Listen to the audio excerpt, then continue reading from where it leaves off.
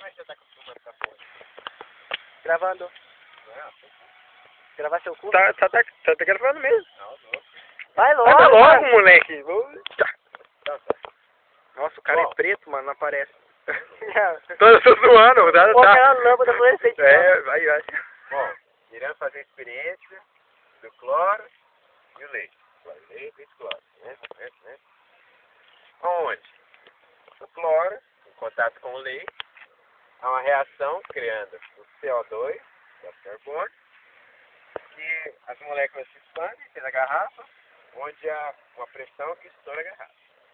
Nós vamos ver o exemplo, ao vivo e a cor, do bagulho. Mais preto e branco do que... Tô zoando. Agora ela vai. Com participação de Diego, meu truque. Colocando o leite dentro da garrafa. O cloro já tá. Você cadê? Agora eles vão chacoalhar essa garrafa.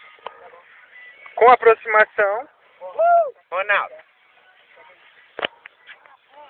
Vai, pode ir. Coloca no chão aí, cara. põe no chão, pô. Demorou. Estourar na sua mão, vou rachar o bico. Tá quentão, né?